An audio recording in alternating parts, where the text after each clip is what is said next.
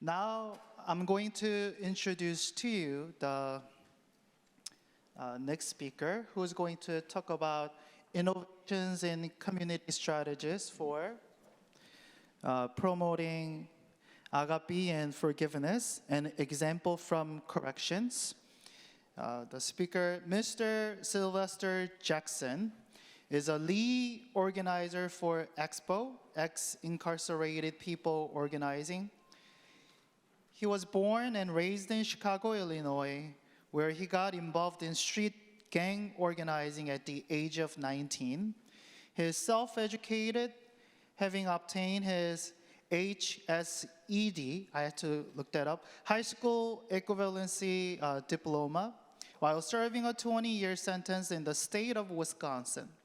Prior to being released from prison, Mr. Jackson made a decision to dedicate his life to help end mass incarceration. In November of 2019, Mr. Jackson received the Certificate of Special Congressional Recognition of the Elijah O'Neal Award of Excellence, and also the Elijah O'Neal Service Award by Project Return for his commitment to aid those who are returning to their communities after incarceration. Let's welcome Mr. Sylvester Jackson.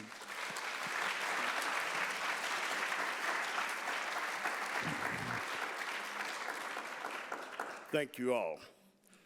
First, I would like to thank the Professor Enright, who has really been instrumental in the course of life that I'm now living.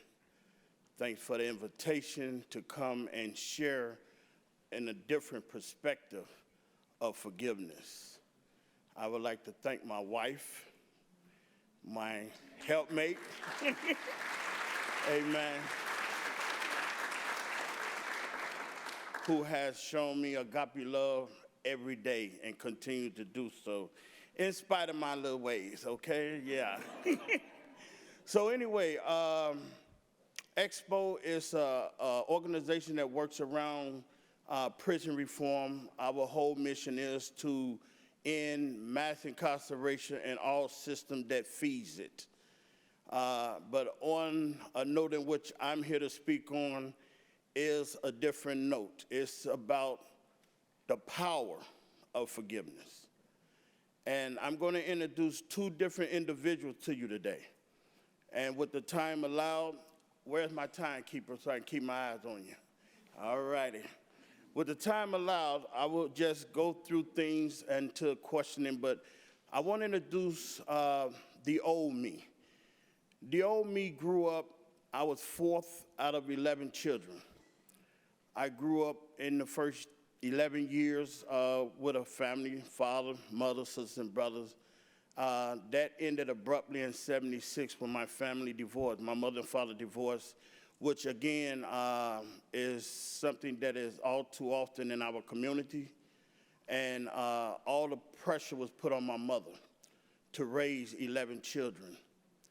And within those years of upcoming, from the age of 7 to the age of 12 and a half, I was sexually abused by my friend, my sister's best friend, who she used to babysit us. But in a time when I grew up, men was not allowed to show emotion. We are boys, growing men, we got to be strong. And so we had to hide those things in the back of our minds and grow. I grew up in poverty that most people from other countries don't realize happens in this country, where there was times we went without food. We stayed in a community where the rats was bigger than the cats. In fact, my cat was killed by rats. Yeah, really. And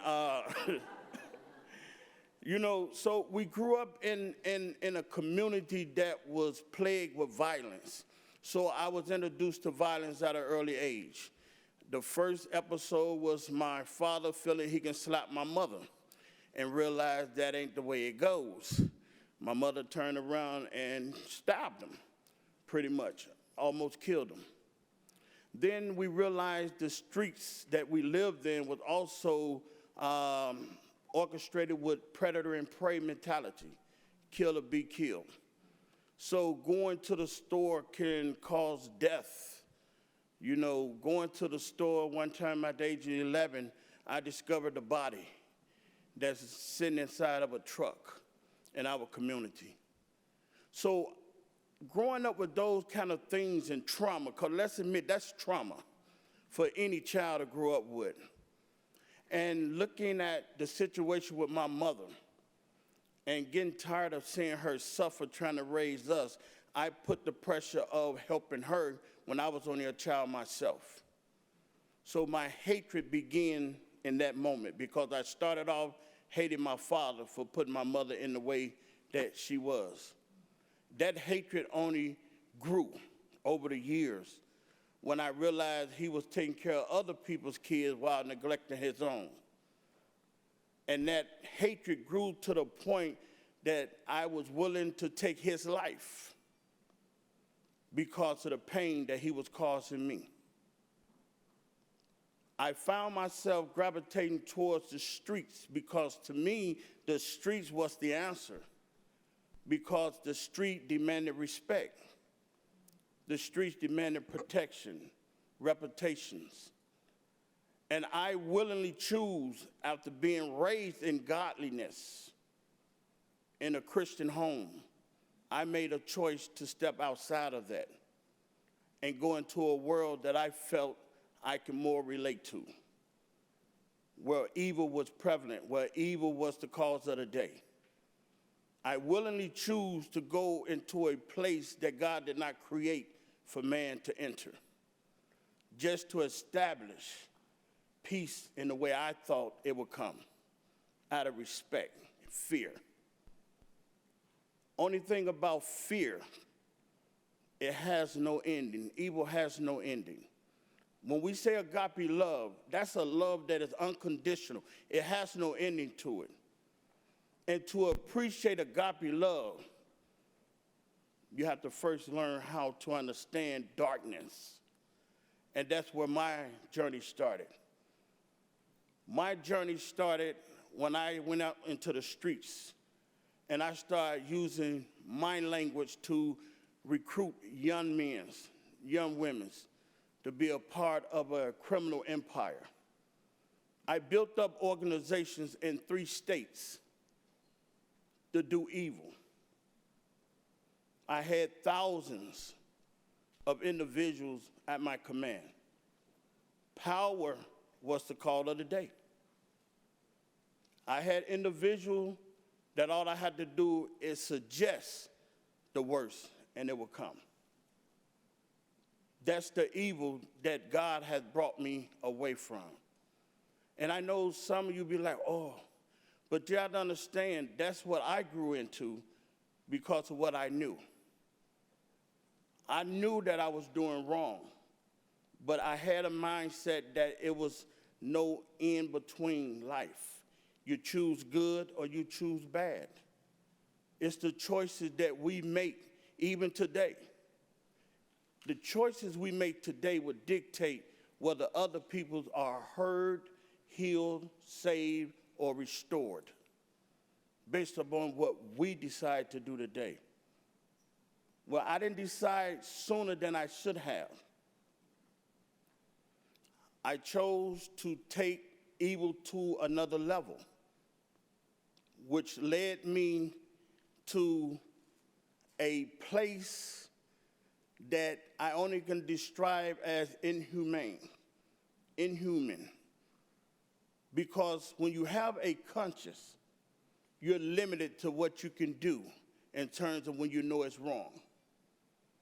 At that time, I literally seen a reflection in the mirror of what I had allowed myself to become. And I only can describe it as a monster. It was not human. When my mother, who was to me, it was God, it was Christ, and then it was my mother. In that order. My prayer since the age of 12 years old was never to see my mother die. to be put in the ground. And I prayed that prayer to God with everything I had in me. 2002, my worst fears came true when my mother passed. And I held God accountable. I blamed him for the hurt, the pain, the misery, and the lifelessness that I felt in me. I separated myself from God. Apostasy in the greatest form. I didn't want anything to do with God, and I didn't want God to have anything to do with me. But the one thing I did understand later on is that his love is agape love. It doesn't judge us according to what we deserve. It judges us according to what he has, and that's grace and mercy. But after my mother passed on, I had a mental relapse that led me down a road that was twice as worse than before. Eventually, I went and checked myself into a mental health hospital. It was the only way that I could stop myself from going into a mass killing. I had created a hit list of everyone that hurted me and intend to go through one name at a time to act revenge. But the only way I could stop that, I went to the hospital, they admitted me. They diagnosed me with depression, anxiety.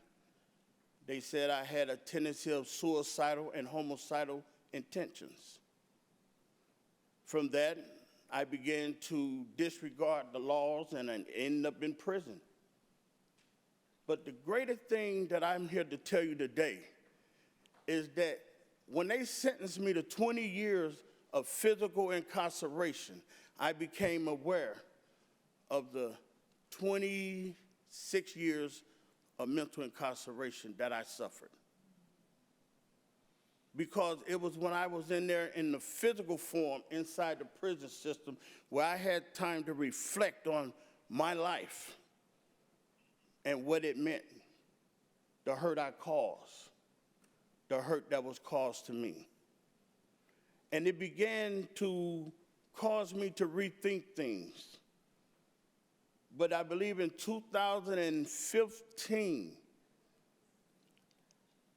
a curriculum was passed around, a flyer came around the prison. I was in maximum. And this flyer come around asking, who wants to join a forgiveness class? I didn't want to join no forgiveness class. I just wanted to get out the cell. Let's not make any mistakes about it. When you're in maximum, you're locked up 23 hours a day. You're allowed 1 hour to shower and make calls.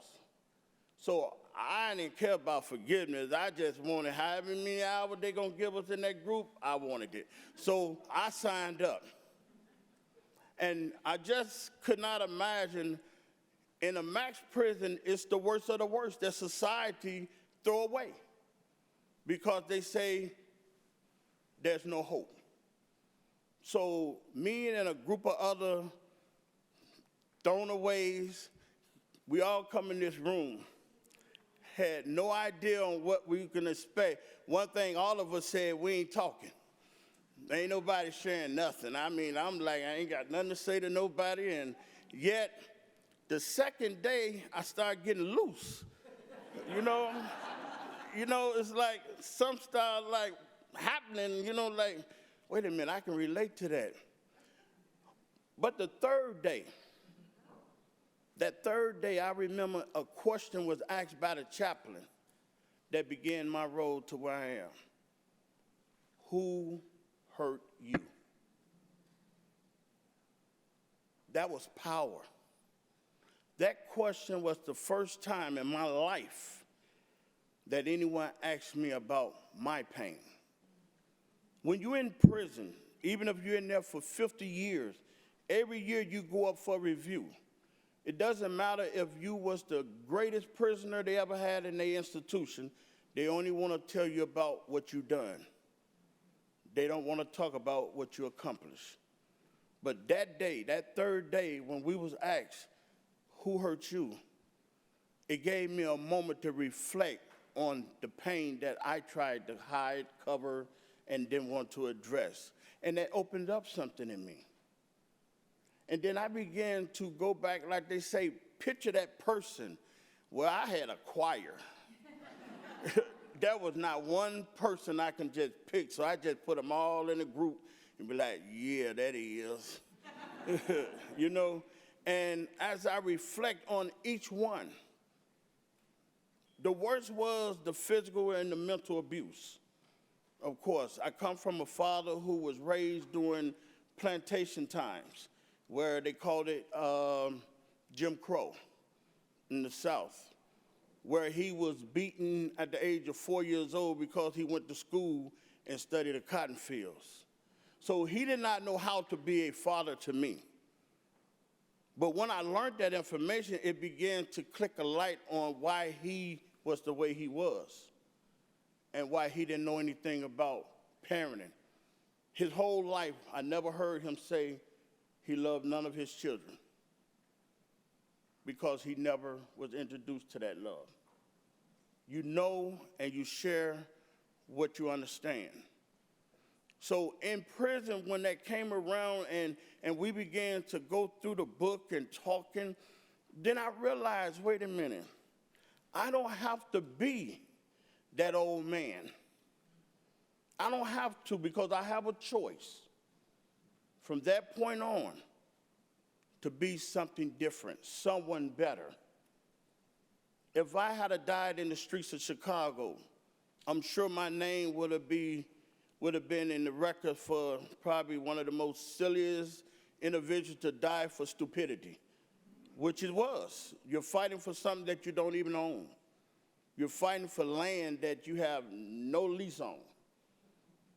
But if I'm willing to change my life today, and if I lose my life doing something to help somebody else live, then I believe the agape love that saved me will also secure me after this journey is over.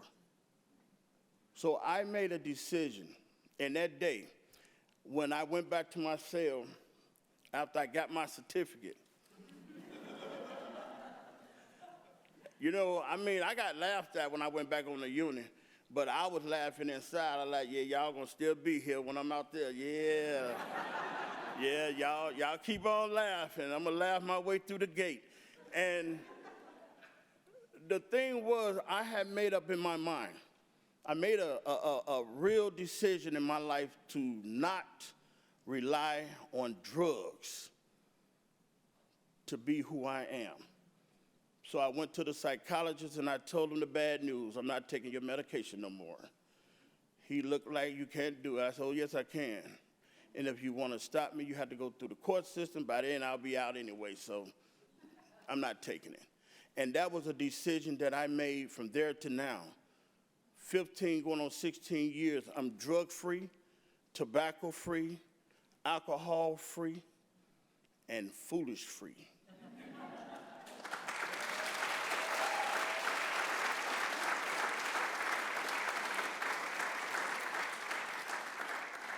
I knew when I came from behind the walls, my mind was made up. And there was nothing, because I knew the only thing that could stop me was me. And I got out of my way. So I said, God, if you're with me, I'm going to make this journey to the day I die. So when I walked out,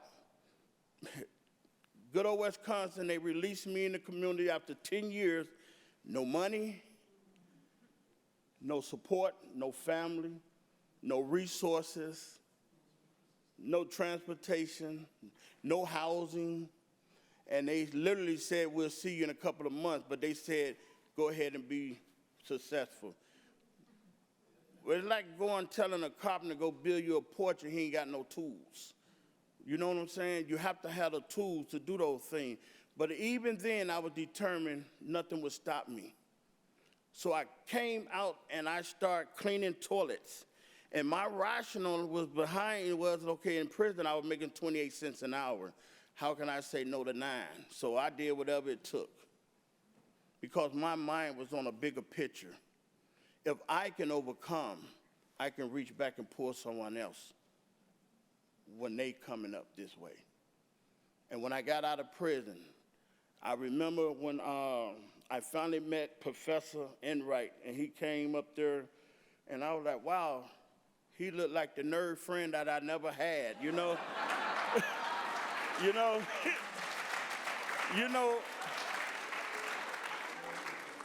you know, growing up, you always wanted that nerd friend that was smart to help you do the computers and things. So I'm like, wow. But the minute he began to speak to the group, you just felt power. That was power. And I'll never forget what I told him. I say, to me, the greatest enemy of hatred and anger is forgiveness. When you learn to forgive someone, it's not for them, it's for you. Because the hardest thing that I had to fight was forgiving myself. But I realized that if God can forgive me, then I can forgive myself too. And when I walked out of prison, the first thing I said, I'm going to find Professor Enright. Literally.